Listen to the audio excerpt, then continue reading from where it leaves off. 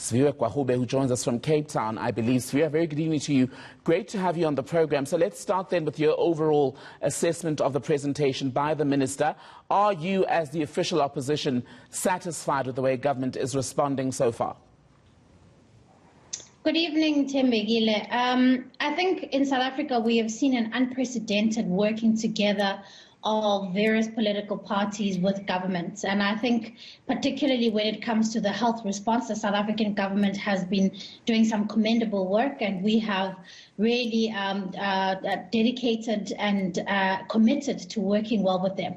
The presentation by the Minister this morning was a welcome one. We last met just under 2 weeks ago, and we have committed to meeting with the Portfolio Committee every week. However, concerns were raised by the Minister and his team around the infections that are happening in the Western Cape and some of the reasons around that, and also some of his findings when he visited the Eastern Cape and the reasons around those numbers which are climbing. And so we as a committee obviously raised some of these concerns and asked that, the MECs of the various provinces be engaged, and that when we meet again, that we can have a good sense of what is the recovery strategy that we are going to see going forward. And in terms of a recovery strategy, the overall message from South Africa's recovery strategy at this point is to say we want to keep infections and deaths as low as possible. When you look at a province like the Western Cape, which has been flagged as problematic, you've got the Eastern Cape where numbers are rising rapidly. Are you confident that the provincial teams in both those provinces are on top of things?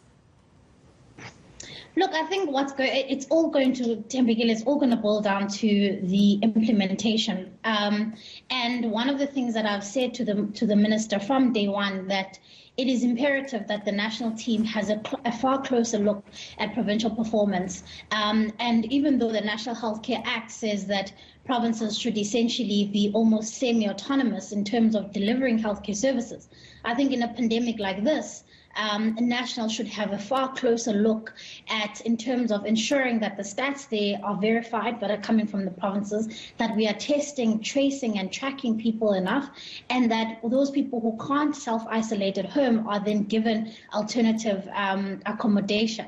And those things should be asked from the provinces on a daily basis. And the Minister should almost have a rubric that where he asks, are these things being done? Because I think what we saw with the Eastern Cape in particular was that there was almost an assumption that these things were happening until his visit last week, where he realized that there was a massive under-testing that was going on. They had tested just under 10,000 people in 5 weeks. And now that is completely inadequate. And so if we're going to beat this, we're going to have to make sure that we are testing a lot more people. But then also, once you have tested people, have accommodation for them and quarantine sites for them so that they can be allocated to those sites. So I think it's going to boil down to the detail. He had also committed that the Western Cape will be getting additional assistance in the form of technical expertise, because one of the problems that they realized with the Western Cape is that certain sectors which were deemed as essential services had situations where there would be an outbreak of employees there, and those people obviously go back home and they become infectious to families and whoever they interact with. And so there needs to be a strategy to factories, firms, companies that are working to make sure that they've got infection control strategies. And committed to that. I want to ask you about something else then that's been dominating much of the conversation this past weekend, especially that is the arrival of the more than 200 Cuban health workers. I know the DA in the past was not too pleased with the way the arrangements between South Africa and Cuba are going as relates to the travel of South African students who are being trained in the field of medicine there. Are you now satisfied that these 200-plus Cuban health workers are in the country going to assist with the COVID-19 pandemic response? We can never reject any assistance when it comes to dealing with this pandemic.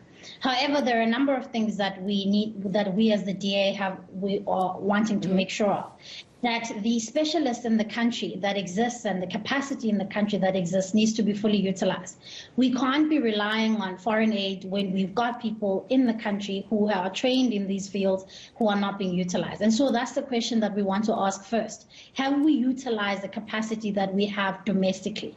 If then there's a gap, then obviously we need to lean on countries that are able to fill that gap. And so then that's the first part of the question. And the second part of the question is that if our local expertise are not being utilized, why then do we rely on foreign aid that comes at a cost? Because remember, this is a service that is being paid for by the South African government. It's not just simply a lending a helping hand. And so while we welcome any assistance in any regard to dealing with this pandemic, there are questions that we want to ask, particularly around making sure that South African experts are utilized first in dealing with this pandemic. DA Member of Parliament Sifiwe Kwahube, also member of the Health Portfolio Committee in Parliament. Always great to have you on. Thank you.